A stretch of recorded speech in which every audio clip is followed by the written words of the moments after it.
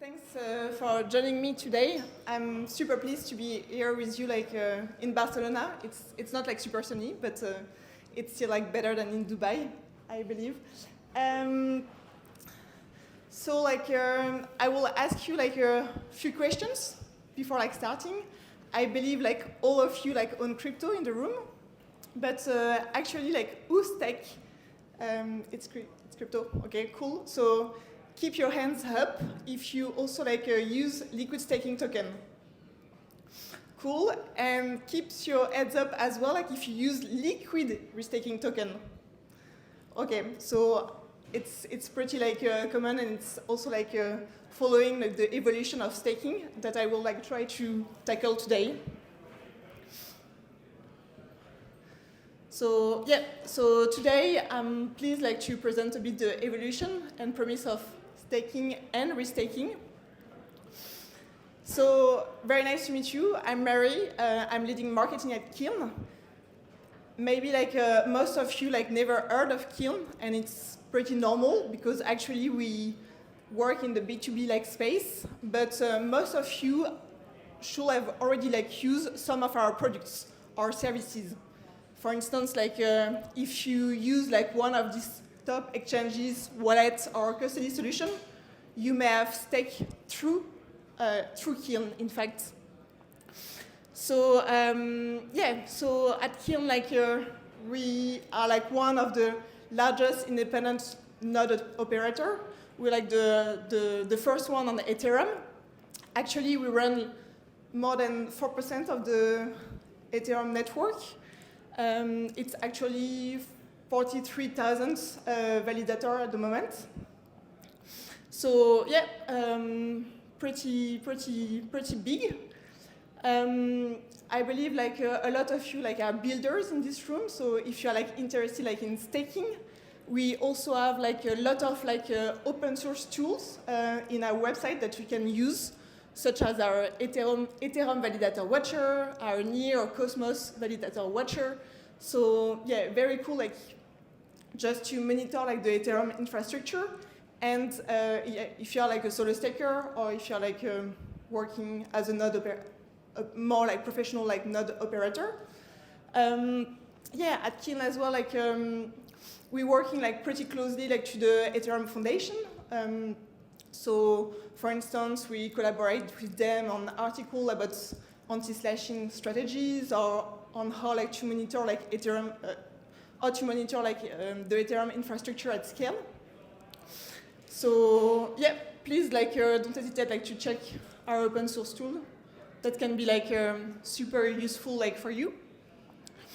So yeah, it's always nice to start with some memes, but you know, yeah, it's not a surprise for anyone to say that staking was always a bit perceived as the uncool kid in the room, especially versus DeFi. So why it's a bit uncool? It's because when you stake your assets, you have to it's quite a passive process and very long term. When you play with DeFi, you can also have highest rewards and more quickly and easily. But yeah, actually staking, it's not trading some meme coins very easily. But as you will see, it's very interesting. Because yeah, I'm sure that all of you are very familiar of staking. So staking, it's about locking your native token to earn the right to secure a blockchain in exchange of rewards. And actually, it's pretty big. If you compare staking with DeFi, it's 3 times bigger in terms of TVL and 9 times bigger in terms of revenue. Yeah, and we cannot argue that actually proof of stake chains, staking is the largest consensus mechanism, and it's pretty massive, as you can see. You all know very well all these chains. But I think what is interesting, it's also to try to understand why and how did staking become like this big, and to understand a bit like the staking like genesis, because it didn't happen like in a year, but it was a very long-term like process with a lot of like milestone and very like interesting like projects which arrive.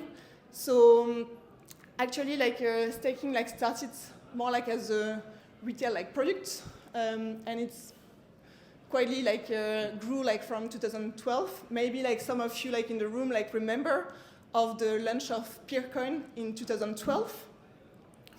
Then 2014 was the launch of like the Ethereum white paper, like the first like its publications. 2015 like marked the first transaction on Ethereum, and actually it's the first time where like the Ethereum like foundation announced its intention like to switch from proof of work to proof of stake. And yeah, 2015 it's quite a long time ago, like because I believe like all of us like remember the merge happening in 2012. So it took like 7 years to transition like to proof of stake, and yeah, and the merge was really like, in my opinion, like one of the biggest like technology like achievements in our ecosystem. But it took quite a long time, and yeah, and I really love like this comparison that Justin Drake from the Ethereum Foundation like made a few months ago. He was like at our office like to discuss like the merge, and he said that it was like as complicated as changing like wheels in a car while driving in a highway. So yeah, I think like it's really like explain this analogy like really explain well the complexity and the achievements. So 2017 and 2018 we saw like a lot of the emergence of a lot of DPoS protocols like Tezos. 2020 the apparition of like Layer 1, Solana, Near, and of course like end of December 2020 Lido like introduced like liquid staking. They really like changed the whole industry by launching like this liquid staking token. Maybe like for the one where like I saw like some Lido like guys wearing like shirt, they're not in the room, but for the ones who are not like very familiar, like actually like liquid staking token are like solving the liquidity like issue, because when you stake you lock your native token, but with a liquid staking token you can like use it as a collateral to continue like to play like with DeFi, use it for lending, etc. So yeah, that was really like a breakthrough. And yeah, and since like 2021, like staking like institutionalized a bit. 2020, like we saw like the first enterprise grade validator as a service called like Bison Trails entering like the market, and a year after it got acquired by Coinbase. And then 2021, we saw as well like the emergence of staking pools to continue like to democratize the access, the staking access. As you may know, like to stake, to natively stake, you need to have like 32 ETH, but some people doesn't have like 32 ETH. So actually, with the staking pool, like you can like stake like just 1 or 0.2 into a pool with other like people. So yeah, that was very important. Like. To continue like, to democratize staking and the value creation in the ecosystem. One of the most like famous projects is Rocket Pool that you may know.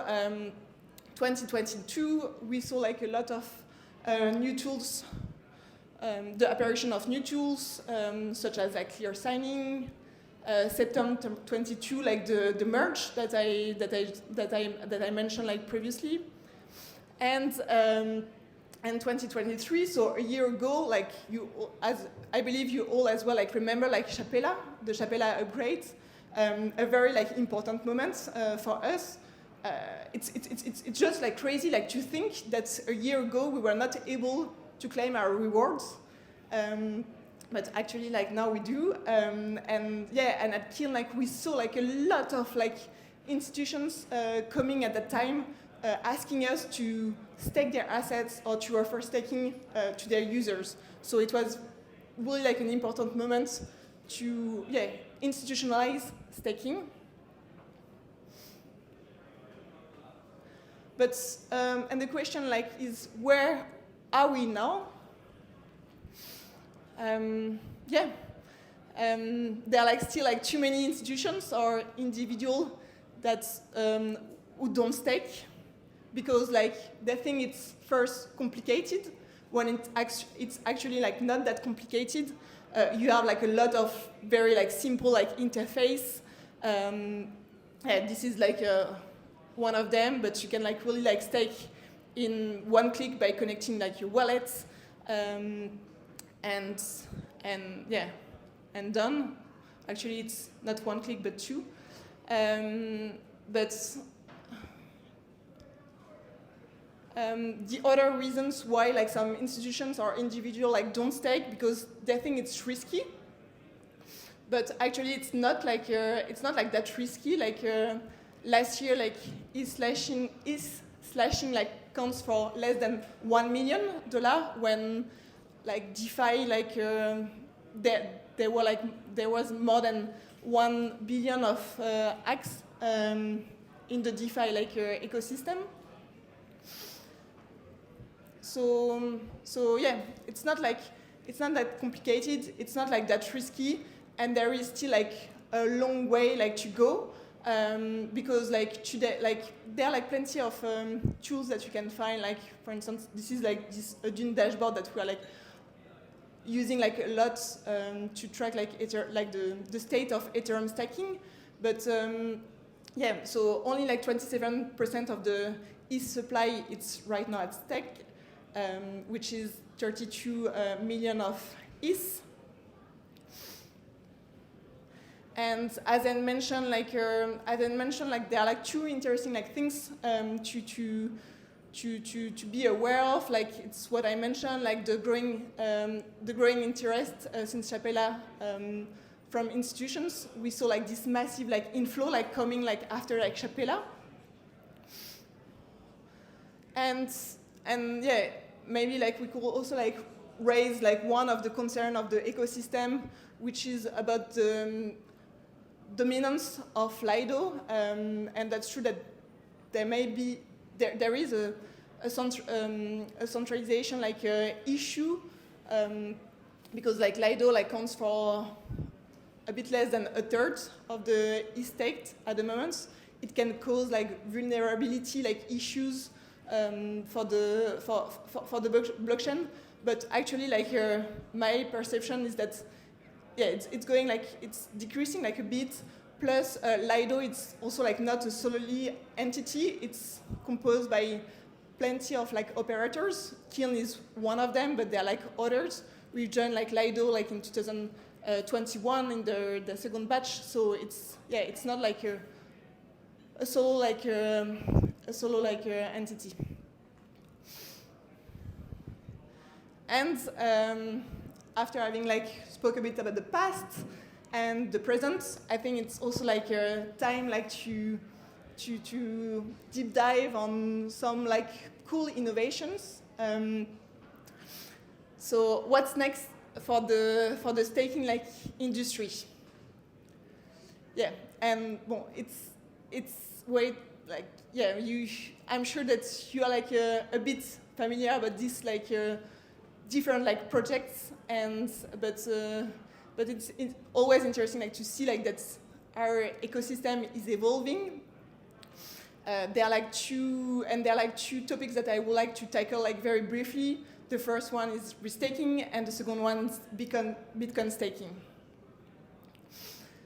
So in our small like staking world, everyone is talking about eigenlayer and restaking. It's just impossible like to have missed the news.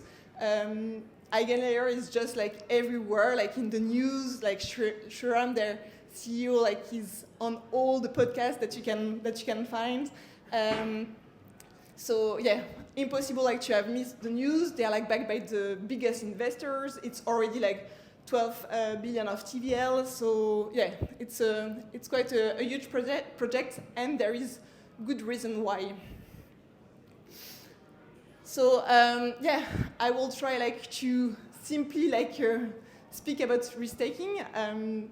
Disclosure, I'm not from the Eigenlayer team. I'm not a technical person myself.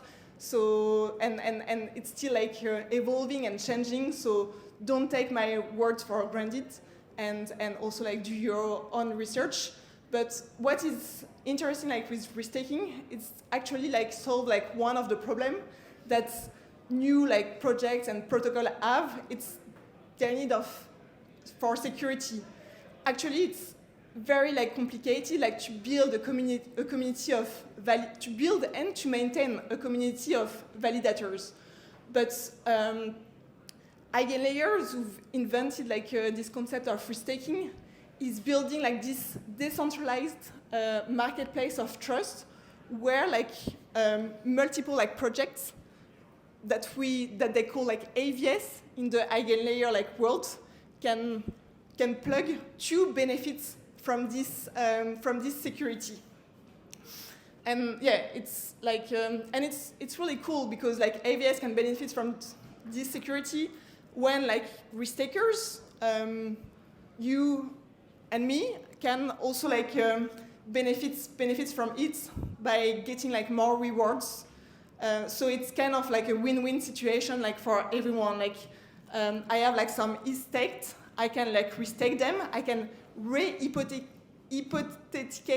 them to securize like additional like projects and get rewarded for that. Of course, when you get additional like rewards, there are like as well like more risks. But for the first month, at least, there is no like slashing on all like these AVS projects. So it's a reason why like as operator in the middle, we are like onboarding like most of them, to make sure that our community like benefits from their potential like rewards, points, and so on. So yeah, in terms of AVS, additional like services that you can like support, there are like plenty of them already. Like Eigenlayer like just launched it like a week ago, but there are like already like 8, 9, 10 of them. Eigenlayer like launched like EigenDA, for instance, that their own one around like data availability. But they are like Hyperlane, Lagrange, like some roll-up projects. Very cool like to check them, and every day there is always a new one.